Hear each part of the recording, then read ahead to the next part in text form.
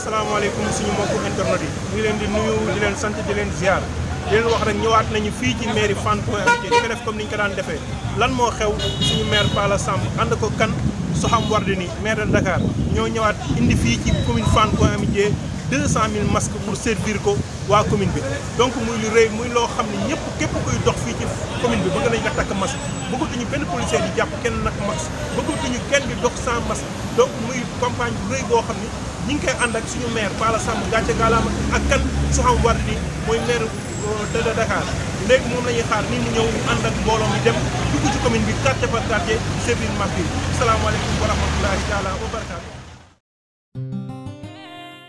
La situation liée à l'évolution dans notre pays de la maladie à coronavirus, Covid-19, m'amène à nouveau à m'adresser à vous. Cette maladie apparue en décembre. Coronavirus taking over all the world. Premier jet, faut se laver les mains et bien frotter tout le savon, 30 secondes au moins. Plus d'accolade dans la rue et surtout pas de bise. Tu vois, y'a pas le choix, en vérité, on est en temps de crise. On a créé le nouveau style, on se salue de loin. Je dirais pas de war chez les gens si j'ai besoin de rien. Y'a pas de panique, mais la mort. damay nuyu commune Fann Point yëpp Amitié di rafetlu organisation bi nga xam ne monsieur le maire Palla Samb moom la def tey. ñun nag ñooy équipe mobile d'action communautaire bu district sanitaire Dakar Centre Dakar Centre nag boo ko déggee centre de santé Gaspard Camara mooy référence bi nga xam ne macha allah le maire de la commune dafa jàppale centre de santé Gaspard Camara tey nag ñu ñëw wuy si ko ci activité bi nga xam ne dañ koy rafetlu muy caravane boo xam ne dafay renforcer les gestes barrières nga xam ne aussi dañu ñëw taxawal fi suñu turu médecin chef le docteur Mamadou Thioro Mbaye loolu moo tax activité bi nga xam ne tey lu mu rafetlu la lu ko neex la ndax xam nañ ne depuis xeex bi ba tey monsieur le maire de la commune de Fann Point Amitié da cee jàpp te jàpp ci ndànk loolu moo tax tey activité bi tey ñu nag moom ñu ñëw équipe mobile d'action communautaire ñoo ñëw ànd si ak moom tey ba mu jeex nga xam ne caravane bi danañ ko ñëw def ko ak moom ànd ak moom distribuer ay masques ànd ak moom lancer ay messages kon nag ñu ngi koy sant di ko gërëm nga xam ne lii nga xam ne mu ngi koy liggéey ci district sanitaire centre nga xam ne le centre de santé Gaspard Camara mooy référence bi ñu ngi ciy ànd ak moom di ko rafetlu xeex bi moom téyewu ci loxoom boobu ba léegi ca départ ba fin mi ngi ci caravane yi mi ngi ci formation yi mi ngi ci don de masque yi mi ngi ci réunion yi uniquement pour jàppale le district sanitaire Dakar Centre nga xam ne le médecin chef Mamadou Thioro Mbaye moo ko jiite di jaajëfal nag la équipe mobile d'action communautaire bi nga xam ne depuis xeex bi ba tey tooguñu ñu ngi ànd nekk ci rue yi ñu ngi ànd di VAD ñu ngi ànd di def ay entretien individuel depuis xeex bi boobu ba léegi kon ñu leen di jaajëfal bu baax di rafetlu seen teewaay tey di leen wan ne ñoog yéen tey ci message clé yi nga xam ne moom lañ fas yéene véhiculer nga xam ne docteur Thioro Mbaye moo ñu sant tey ñu ñëw ànd ak yéen fii di ko véhiculer ba caravane bi jeex di sant ñëpp di gërëm ñëpp du ma fàtte bàjjenu gox yi du ma fàtte aussi acteurs communautaires yi nga xam ne boobu ba léegi ñu ngi jàppale médecin chef ci xeex bi pour que ñu véhiculer message yi ànd xeex bi nga xam ne le niveau communautaire macha allah ci commune bi mi ngi def lu mu mën jërëjëf. Voilà donc mbokk yi li ñu waxoon rek moom mooy waaw nee nañu du yàgg ba léegi loolu lañ doon wax naan corona ngi fi du fi yàgg seetlu nañ ne dañ doon wax naan balaa koor gi mu dem lekk na sunuy ndogu nekk naag ñun wëlbatiku mu wareeg ñun lekk sunuy laaxu wari ñu demati ñu naan du fi yàgg tabaski naag ñun lekk nag sunuy xar wëlbatiku ñu naan du fi yàgg mu tam xarit ak ñun kon nag gars yi nañ leen gën a takku xeex ak corona mi mu jóge fi jërë ngeen jëf ci taxawaay bi yéen waa ville de Dakar Events le partenaire jërë ngeen jëf merci. Corona bi ñu tere nelaw ñëpp a ngi julli di ñaan rom ni ngelaw docteur yi bàyyi nañ seeni njaboot di fanaan l'hôpital yéenay sunuy héros national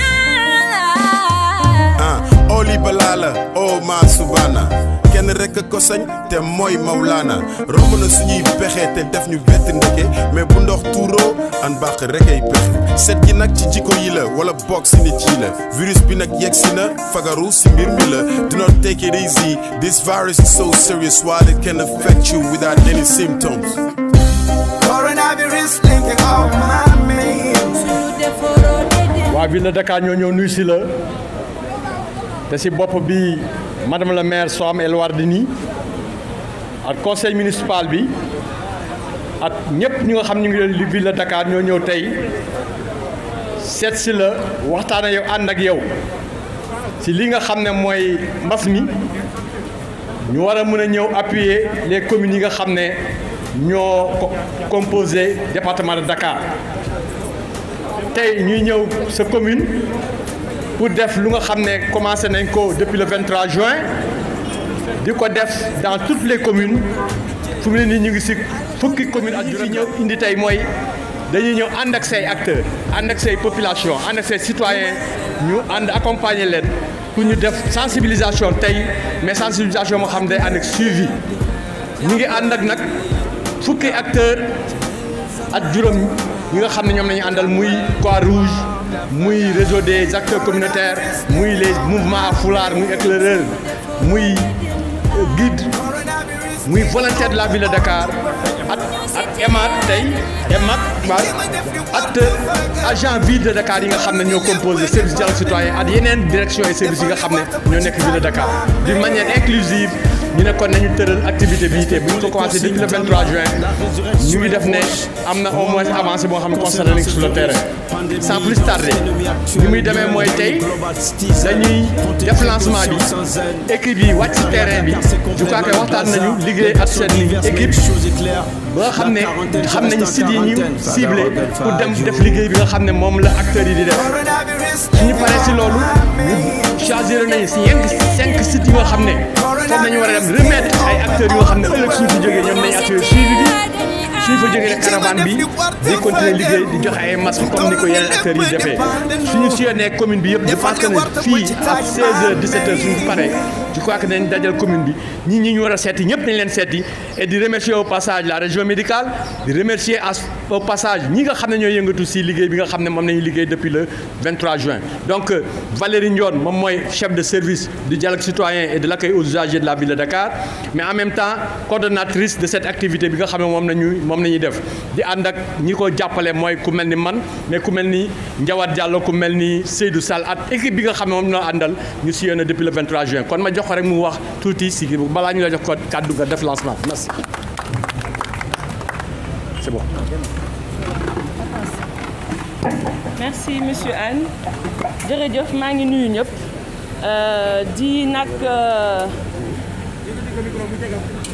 di wax nuyoo madame le maire moom mu ngi leen di nuyu bu baax di nuyu naataangoom muy monsieur Samb bi nekk maire Fann Point E Amitié man nag fii laa bokk sax nag nekk Fann 13 ans maa ngi fii laa juddoo Amitié 2 donc ñëwaat naa fii sama commune waaw donc fii laa bokk donc di sant yàlla di gërëm monsieur le maire ndax ñun xam nañu ne balaa ñu fiy ñëw am na liggéey boo xam ne commune bi commencé na ko donc ñun ville de Dakar dañu ñëw dooleel yéen li ngeen di def donc ci loolu la ñu jublu comme ni ko Mesta Anne waxee dañu bëgg ñun bu ñu fi jógee lu tax ñuy bëgg ñu doter ay groupe c'est parce que bu ñu demee liggéey bi tamit continuer waat ñoom ñu gën a def ay yeneen sensibilisation ndax sensibilisation bi du doy gis nañu nag quand même nit ñaa ngi commencé di déglu quand même changement mu ngi am xëy na am na lu des waaye changement mu ngi commencé am ñu gën a góorgóorlu ñun daal ville de Dakar ñu ngi seen gannaaw tey moom commune Fann Point E Amitié ñoo aye madame le maire mu ngi leen di nuyu di leen gërëm di leen sant ci taxawaay bi donc moo ñu yónni moom moo lancé la campagne 1 million de masques à Dakar donc lancé ko le 23 juin à Yoff boobu ba léegi tooguñu ñu ngi ci commune yi di sillonné di def caravane di ànd ak maire yi donc boobu ba léegi ba tey ñu yegg si fii si commune Fann Point E Amitié donc voilà xam naa ne duñu monopoliser parole bi dañuy bàyyi rek monsieur le maire ndax tey moom vraiment besam la ak bésu bàjjenu gox yi nekk fii donc liggéey bi daal moom moo am solo te dañ ci jublu jërëjëf.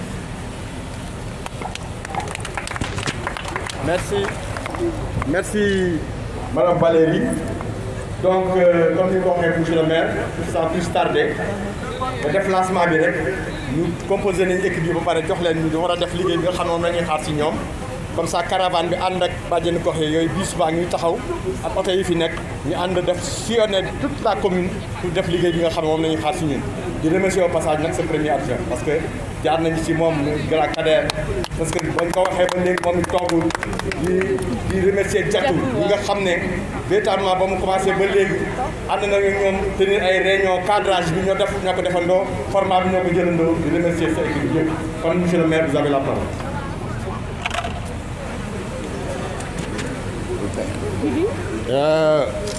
Merci. dama bëggoon d'abord remercier Madame le maire Soham El Wardini parce que je pense que depuis que pandémie bi commencé au niveau du Sénégal bi mu tàmbalee ba léegi toujours elle est à côté des communes que nous sommes. Donc je pense que tey geste bi mu def également dafay ñëw rek pour mottali li nga xamante ne depuis le début mu ngi koy def pour les populations de Dakar. Je pense que moom elle a très vite compris le rôle de la ville de Dakar que ne moom moo ëmb les 19 communes d'arrondissement des communes et que rôle ville de Dakar également dans le cadre de la mutualisation elle l'a très bien compris. moo tax mu ñëw en appoint aux communes mënoon na defu boppam ne communes yi am nañ seen budget ak seen autonomie mais elle a jugé le faire avec les maires et les populations des communes. Donc je voudrais en tout cas ngeen waxal ma ko sama ngërëm sama cant au nom du conseil municipal et au nom des populations de la commune de Fann Point E Amitié. Je pense que également comme ni ñu ko waxee léegi cette opération a été dirigée par le premier adjoint monsieur Kader Abdelkader Gueye ñu defal ma compte rendu bi yëpp et je pense que comme ni ngeen ko waxee man nekkuma fi mais ñoom taxaw na taxawaayu maire commune bi.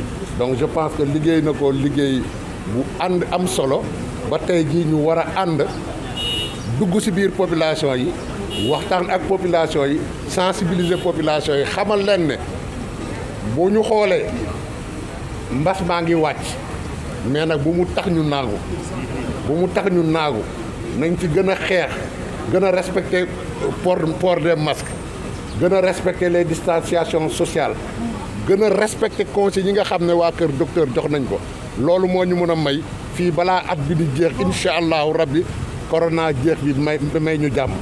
loolu nag pour loolu sensibilisation moom du doy nañu continuer di sensibiliser en tout cas maa ngi gërëm waa Gaspard Camara yoo xam ne chaque jour ñu ngi sama wet ñu ngi ci wetu population bi di ñu jàppale guddi ak bëccëg ndax yónnee naa la ngërëm ak nuyoo ci docteur ci médecin chef di gërëm le conseil municipal di gërëm bàjjenu gox relais communautaire ak le personnel de la mairie. Je pense que tey xam naa ne fi ngeen dem yëpp xam naa ne neex na xam naa ne jaar na yoon waaye nag fii ngeen ñëw mooy Fann Point Amitié boo leen paree ngeen évaluer entre yeneen communes yi ak commune Fann Point Amitié. Donc daal je pense que opération bu toll nii en terme de sensibilisation je pense que lu nekk def nañ ko ñun ku nekk dem na itamit def na mais 22000 masques mosut a dugg ci commune bi te tey 22000 masques la ville de Dakar andi ak matériel bi mu àndal yëpp ñu war ko tas ci biir commune bi dem ci nit ñi waxtaan ak nit ñi sensibiliser leen ba pare assurer suivi bi maa ngi gërëm ñëpp di sant ñëpp merci. Palla Samb l'infatigable Palla Samb gis nañu ni bi feebar bi duggee ci Sénégal ba léegi liggéey bu rafet bi nga xam ne def nga ko ci commune bi ba ñi fi dëkkul sax seede ko looloo tax rek ville de Dakar li nga liggéey moom rek moo tax tey sa jigéen sa xarit madame la maire Soham El Wardini ñëw tey ne dafa ñëw rek ngir dooleel la kon jërëjëf.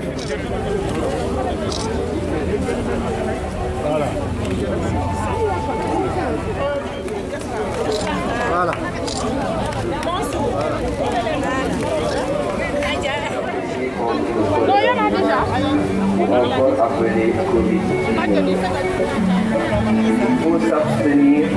non indispensable dans un lieu de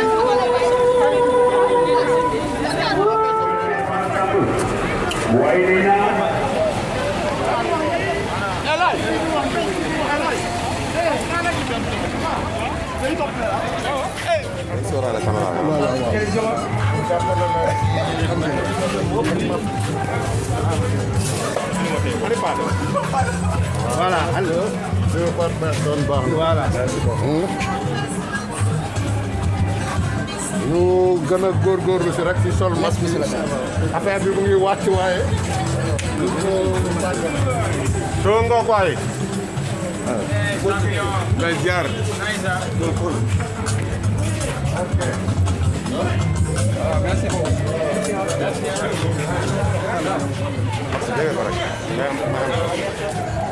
Okay.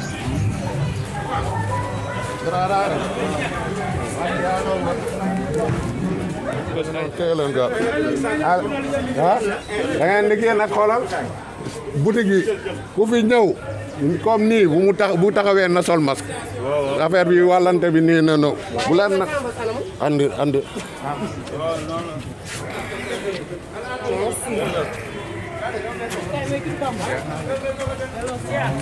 dañuy gërëm madame la maire Soham El Wardini parce que depuis corona bi commencé ak léegi yemul ci moom rôle ville de Dakar rek mais mu ngi jàppale communes yi je pense que mënoon na ne communes yi am nañ seen budget ñu ngi def li ñuy def man du ma leen jàppale mais elle a compris le sens de la mutualisation des forces pour vaincre ce virus.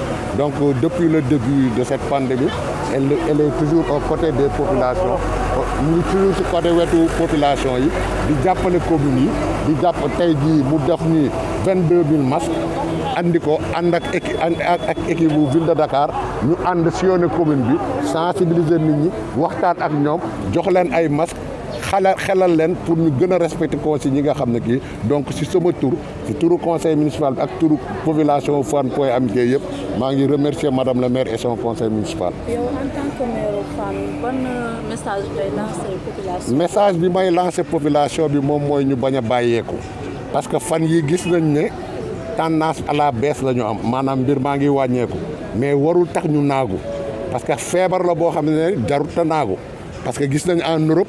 am na beneen deuxième vague bu fa am donc jarul naagu nañu gën a continuer lii nga xam ne tàmbali nañ ko port obligatoire du masque respecter la distanciation sociale lépp loo xamante raxas loxo yi lépp loo xamante que docteur wax na ko ñu respecté ko ba nga xamante ne yàlla mun nañoo dimbali si mbaaxam ba fii ak balaa at bi di jeex ñu tàqale ko ak jàngoro ji ba faaw. d'accord ñu jóge ci Covid 19 ñoo ngi ci jamonoy nawet gis nañ ne temps yi inondation politique rek mi ngi def ay ravages yow en tant que maire lan ngay ñaax askan bi et puis ban mesure nga jël pour sa askan fii nii Fann Point. dama am yaakaar ni heureusement que le président de la République comprendre na ko ba laajoon lors du dernier conseil des ministres ñu defal ko le rapport détaillé des 750 milliards. parce que nag 750 milliards ñu def ko ci mbas ñu def ko ci inondation aujourd'hui taw benn fan Sénégal gépp ba ñu enrichi ay morts c'est une catastrophe et je pense que le président de la République dafa war a jël ay responsabilités il doit y avoir des sanctions ña nga xam ne ñoo ko jiite woon président de la République il doit donner un signal fort aux populations pour ñu xam ne lii xew ni moom du ci dara parce que mënuñu def 750 milliards ne ndox mi inondation jeex na mu taw benn fan ñu dem ba am ay dee nit ñi di jël ay gaal mais attends il faut que le président de la République et je pense qu'il va prendre ses responsabilités loolu moom lii moom c'est inadmissible parce que le problème de ce pays mooy problème mu assainissement dëkk bu amul assainissement inondation dafay yomb ndox mi du dem parce que fi am inondation yëpp c'est un problème d'assainissement su assainissement bi baaxoon ndox bi bu ñëwee day dem yoonam donc je pense que tey le président de la République war na def un signal fort aux populations pour pour ñu xam ne lii fi am ni c'est inadmissible.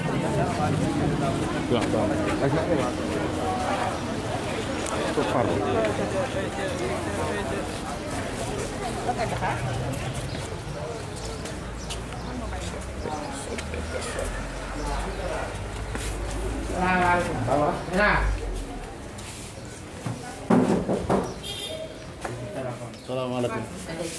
na ngeen def. ça va alhamdulilah. ça va bien. ça va alhamdulilah. yow ville de Dakar rek ñoo ñëwoon ci mairie bi. pour jàppale population bi. ci mbirum port masque bi. nga xam ne c'est obligatoire donte kii baa ngi wàcc. waaw ñu ne woon ñu jox daal kii. kër gi nekk ñu dugal fa pour nit ñi mën a sol masque. waaw kay Ndiaye.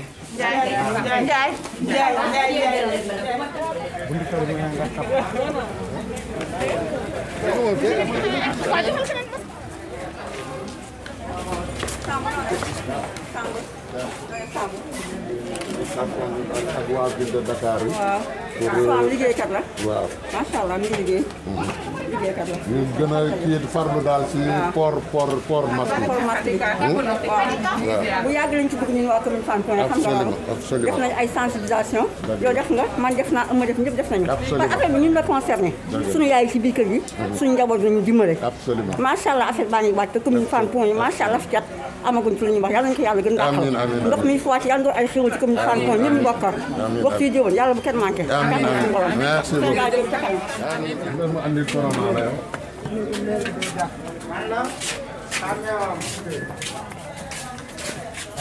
maire. tey indiwul nga ceeb yaay. mag day ñëw naa ba pare. indiwul nga ceeb de. waaye yaa booy. ça va. waaw maa la raw. yaa ngi liggéey rek liggéey bu baax rek. liggéey ci dëkk bi rek. man monsieur le maire man ñoo lay woteel.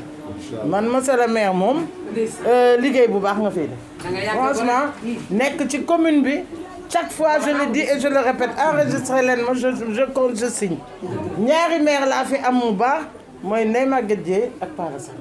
te yow Ndeye Maguette Dieye yow keroog bu ñu coupé sama courant man ak yow ñoo ànd yaa ngi koy fàttali. ba minuit et demi mu taxaw le lendemain fii la ñëw indi waawu courant bi fekk ma fi di defal xale yi di leen yóbbu Touba ak yooyu tu fais exactement la même chose kon nag yàlla na fi yàlla sàmm ma toog a toog di fi ñëw ay ati at sama doom ji bu muy jàng mu toog amul ba maîtrise àddina si kii yaa ko defal bourse ba mu am kii am maîtrise am loolu yal na la yàlla fay loolu rek moom man gor laa nag ciment la benn yoon lay tooy suba moom man Palla rek on vote Palla on est pour Palla yow li tax joxe ma ci t-shirt yi. suba nga jox ko ñaari ci faaw ca. lii nag après nga kii ko pour xale yi. voilà comme ça xale yi ñu comme ça masque yi daal nañ ko fay ma samay masque. ok merci beaucoup. merci ba.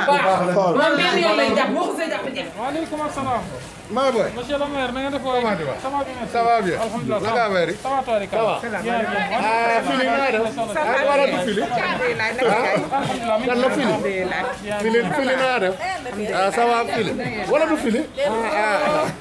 yéen la ñu gis dañ doon génn mais yéen la ñu gis ngeen ñëw rek. ok xaar ma delluwaat. dëgg la donc xam nga dañuy def en rapport ak la ville de Dakar. dañu nekk ak waa ville de Dakar. ci campagne de sensibilisation. ak distribution de masques. donc ñu dugg ci kër yi pour nit ñi. ñu jox leen pour ñu jox waa kër yi. parce que port de masque bi moom. dafa nekk lu obligatoire. donc il faut que nit ñi gën ci jàpp. parce que feebar baa ngi wàcc certes. mais ba tey il faut nañu respecter distanciation. port masque bi surtout. dëgg la waaw loolu daal ville de Dakar ñëw na accompagner les communes. ñu dugg sensibiliser nit ñi ci leen. jërëjëf monsieur le maire jërëjëf. sant leen gërëm. jërëjëf. joxal ndaw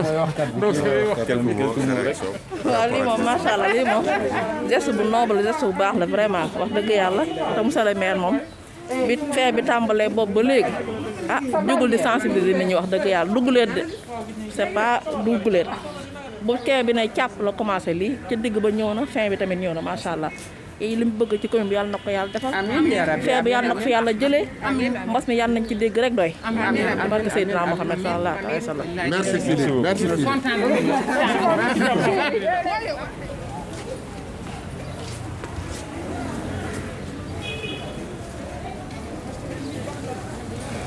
Faz dugal. Ça va bien. Ça va na ngeen def.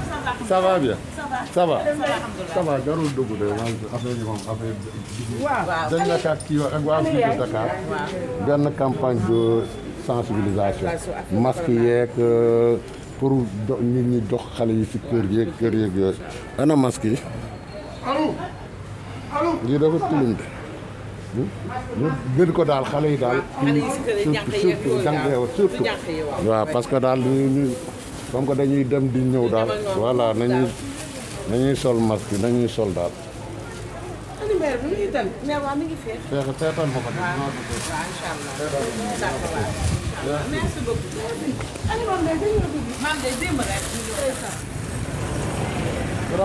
salaamaaleykum. ça va. wuy leen. salaamaaleykum. lu ko nekk ñaar masque yi lu ko nekk ñaar.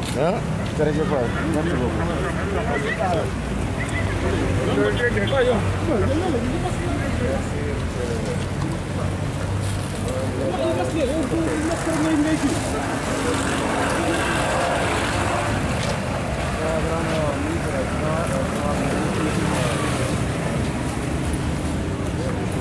salaamaaleykum. waaleykum salaam.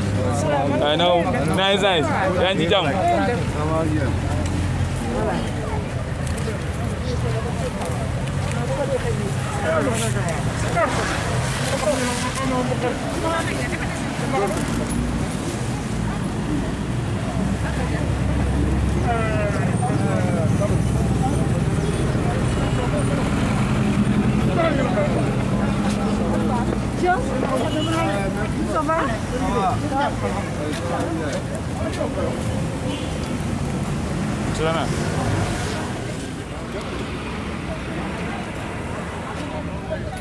Yeah.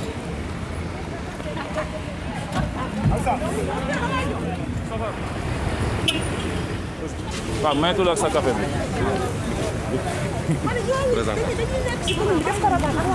présenté café bi.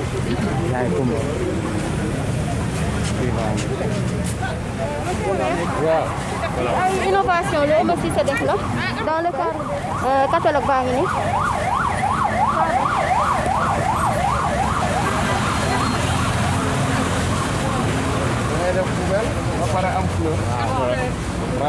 dañ koy fixé au sol comme ça soo tombalit ñëwee day ñëw rek génnee sachet bi moomu kii. waaw cantine bi. cantine poubelle. cantine bi c'est bon pour les recyclages. fii la bouteille bi dugg. fii les tasses en plastique. fii les sachets en plastique comme ça dootul soxla ñuy. café Touba fii. tasse en plastique yëpp mën na fi dugg fii sachet en plastique fii bouteille en plastique comme ça dootul soxla ñuy trier mbalit bi pour usine plastique lii déchet plastique kese moo si nekk voilà. lii tamit c'est la même chose bii ça peut servir de pot de fleurs comme ça peut servir de dépôt de poubelle voilà. petit modèle. am na un petit modèle am na bu gën a mag. ci kanam. café Touba. café Touba la wala affaire. café Touba. ah ban mooy ban. boo xam ne moom tamit am na fu ñuy def mbalit. ci digg bi. mën nañ ci def mbalit waaw mën nañ ci def mbalit mën nañ ci def pot de fleurs en même temps banc au jardin public.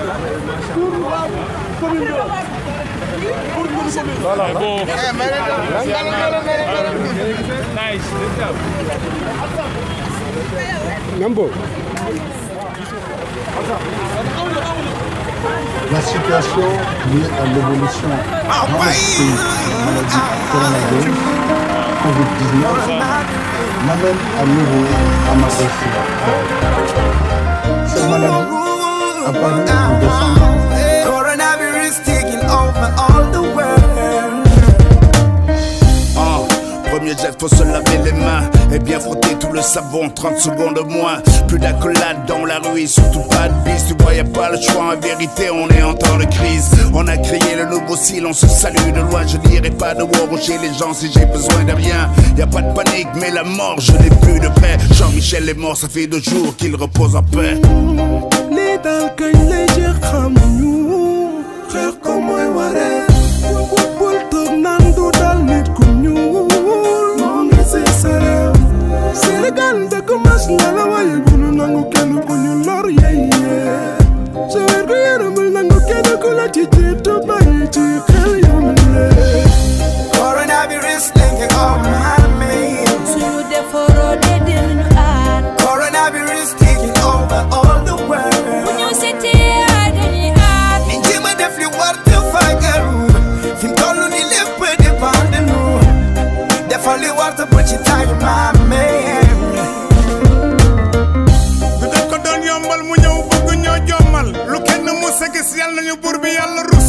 man de pare naa man daam ngir corona bi.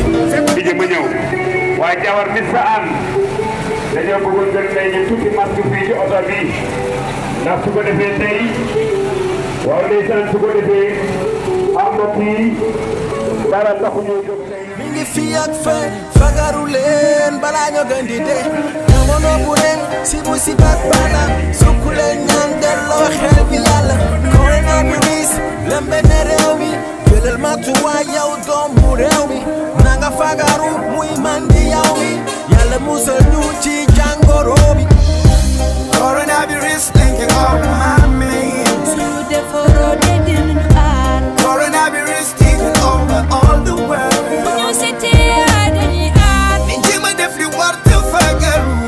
Fi mu toll nii lépp dépend de nous. Defal li war te bu ci taayu maame. Yàlla yow su la neexee ci benn waxtu yow daa nga ñu wan ki nga doon. Tey gis nañu tey xam nañu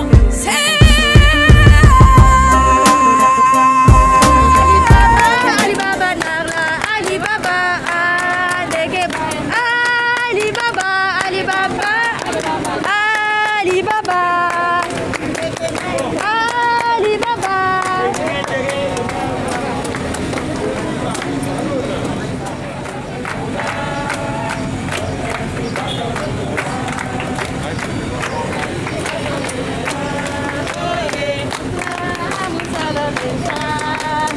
su dee ñàkk sa bakkan yow la xool leen si batalo jola xool leen si batalo jola owe amul solo ndeysaan ñàkk sa bakkan yow la xool leen si batalo jola xool leen si batalo jola owe soo déggee jigéen yam na góor xeer yaata Feriata jigéen yam na góor feriata soo déggee jigéen yam na góor feriata feriata jigéen yam na góor feriata soo déggee jigéen yam na góor feriata feriata jigéen yam na góor feriata feriata jigéen yam na góor feriata feriata jigéen yam na góor feriata.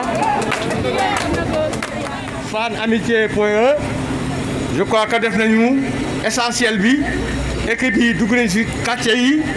dem nañ sensibilisation caravane bi comme ni ñu koy defee chaque fois si yoon ne na dugg nañ si koñ yëpp et je pense que ne sensibilisation bi nga xam ne def nañ ko tey wane na ne liggéey bi ñoom commencé woon nañ ko mais ñun ñëw nañu mottali te dinañ gën a appuyer pour que sensibilisation gën a am yoon ci biir commune Fann Amitié.e. Donc sans plus tarder je donne la parole à monsieur le maire mu remercier acteurs yi nga xam ne ñoo jàpp ci liggéey bi mais remercier encore une fois population Fann.e Amitié pour que accompagnement bi nga xam ne wane nañ ko at bàjjenu gox yi at Gaspard Camara district bi ak région médicale ñoom ñëpp ñu leen remercier kon ñu bàyyi maire mu remercier acteurs yi comme ça ñu yeewee. Merci beaucoup. Je pense que comme ni ma ko waxee woon ci njëlbeen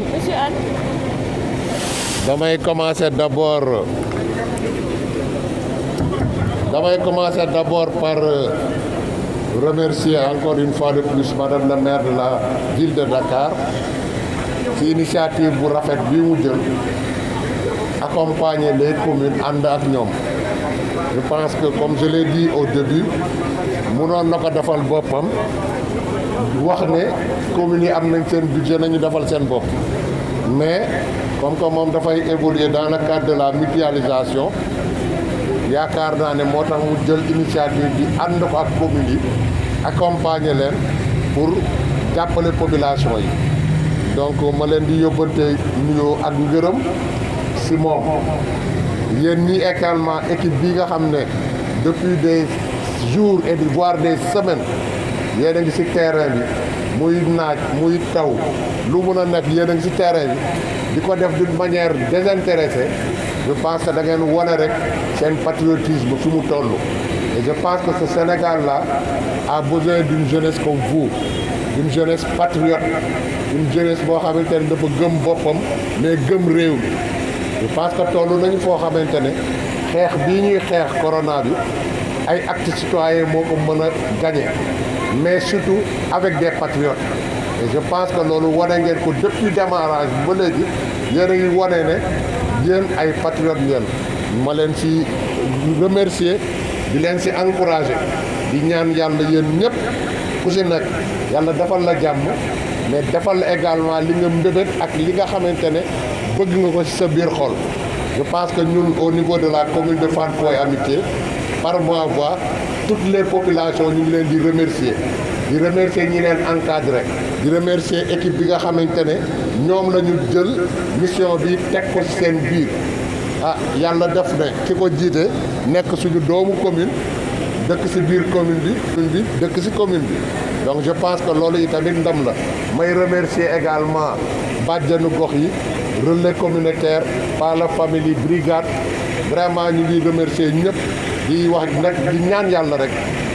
feebar bi yàlla na ko fi yàlla génne ak jàmm ak salaam ba nit ñi delluwaat ci seen i activité nit ñi delluwaat ci seen i yëngu-yëngu te kenn ban ci loru am nañ ci yaakaar parce que suñu xoolee ni muy wàccee fan yi yëpp am nañu yaakaar ne xëy na dinañ dem ba ñu am 0 cas et je pense que loolu sensibilisation bi rek moo war a continuer li ngeen def nag lu baax la mais dañuy ñaan waa Fann Point Amitié ñoom ñu continuer liggéey bi nga xam ne tàmbali ngeen ko ak yéen sensibilisation bi na continuer waxtaan ak nit ñi na continuer port des masques na continuer respecter distance yi na continuer ba nga xamante ne incha allahu rabbi si fan yu néew feebar bi dina fi jóge ak jàmm nit ñi delluwaat ci seen sago gërëm naa ñëpp sant naa ñëpp merci beaucoup. Merci, monsieur le maire. Donc, à l'issue de cette caravane, comme nous nous remercier tous les acteurs.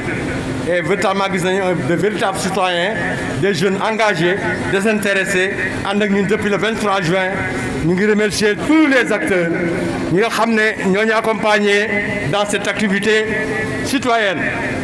Donc, par ma voix et la voix de Mme Valérie Ndione, à toute l'équipe de la ville de Dakar, nous les remercions encore une fois. Demain, on se donne rendez-vous à Fass Gueule Tapée Colobane sur le de Médina. Encore une fois, merci. Monsieur le maire, merci. Merci à toute la population de Point Amitié. À très bientôt, Inch'Allah.